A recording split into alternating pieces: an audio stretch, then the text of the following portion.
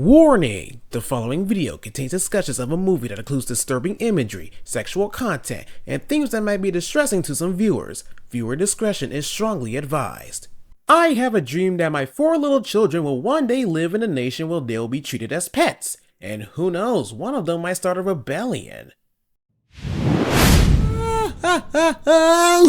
Okay, this is... Wow!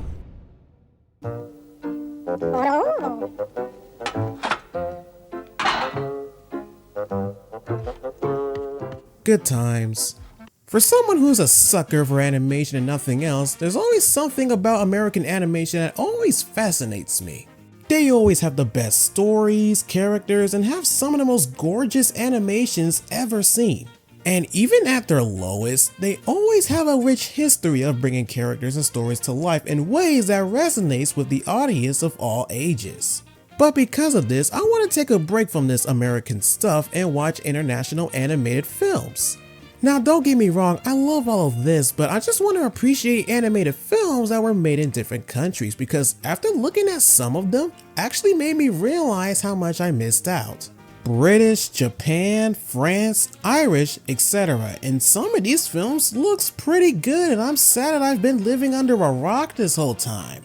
Not all of them are winners though, but come on, you at least got to admit that the other countries went out of their way to make some of their films a somewhat of a fascinating experience. If only that was the case. Fantastic Planet, I never thought I would see a weirder movie, but here I am. Based on a book by Stephen Wool, this film is an experimental independent film coming from France themselves. Well actually, this is an international co-production between companies from France and... Hold on, give me a second. Czechoslovakia. Czechia.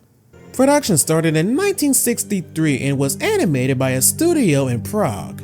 Our working title while in development was, and I'm just translating here, On the Planet Yigam, which is where most of the story takes place. The actual title, The Fantastic/Savage Planet, is the name of Yigam's moon. So with that, the movie gave the audience a trippy experience in theaters in December 6, 1973 in France and December 21st, 1973 in Czechia, and it did okay. It received positive reviews from critics and even won a special prize at the 1973 Cannes Film Festival. I feel like the most unfortunate person in the world when it comes to films to acknowledge that this movie even exists. Now, I've seen a lot of weird and disturbing things over the years, but I don't know if this takes the cake. This movie is trippy, not everything everywhere all at once kind of trippy, but trippy. But how trippy can it possibly be? Well, looks like we gotta find out for ourselves. So I hope you're mentally prepared because here we go. The movie follows the story of the relationship between the small human-like alms and their much larger blue-skin oppressors, the Drags, who rules the planet of Yigam. While the Drags have long kept alms as illiterate pets, this hierarchy shifts after an alm boy becomes educated, thanks to this young female Drag. This leads to an alm rebellion which weakens the Drag control of their race. The narrative is considered an allegory about animal rights and human rights, and I think it's somewhat of a great representation. The way Drags keep alms as pets mirrors how humans keep animals as pets. The alms are confined, controlled, and treated as lesser beings, similar to how many animals are treated by humans.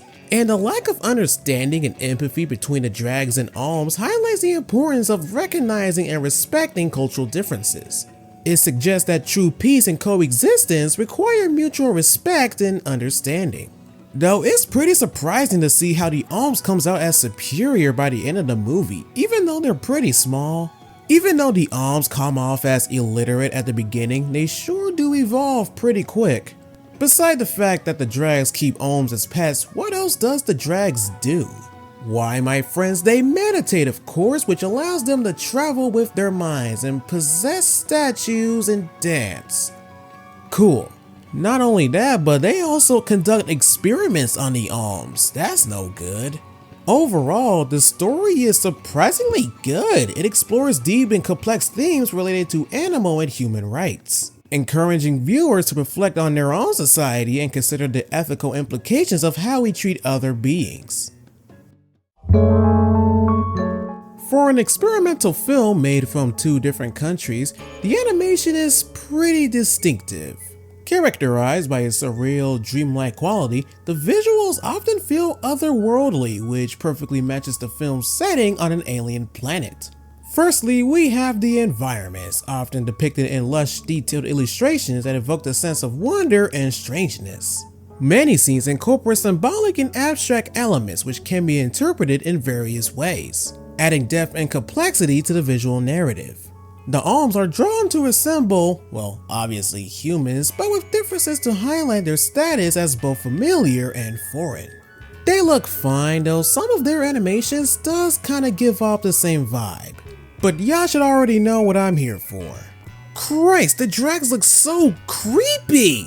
The red eyes already makes them look psychotic, and the fact that all of them look so casual just doesn't sit right with me. I'm actually not kidding about that. Throughout the entire movie, none of them had the balls to make some kind of facial expression. But the worst part of all is when they just look towards the audience. It's like they're looking at my soul every time. Far away, close up, it doesn't matter because it always comes off as unsettling. Now, I'm not saying they have bad designs, I think they're fine. I might as well appreciate it because after all, it could be 10 times worse. What a fever dream this movie is. Again, I've seen a lot of weird movies and I think this might be the next level. And with this movie being made outside of the States, I knew I had to expect the unexpected. Now, besides the trippy aesthetic and despite the fact that the drags are my new paralysis demons now, this movie is a good one.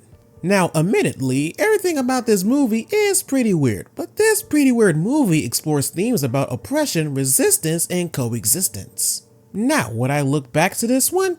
Most likely not, but would I recommend this movie to other people? Well, that depends if the people are used to this kind of stuff. All I can say is that Fantastic Planet is a fever dream movie that will live on forever as a classic of animated cinema. Now, with that movie out of the way, next up is Paprika.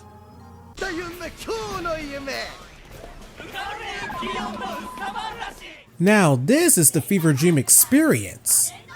Now that I'm 18, it really makes me think about all the obstacles and challenges I've encountered along my journey. Heck, I'm surprised that I managed to live that long after everything that's been happening to the world. It really makes me think about my future. But for now, let's just see where my path is heading from here. No, not yet. Later, but not right now. Yeah, I'm going to be talking about that movie at some point.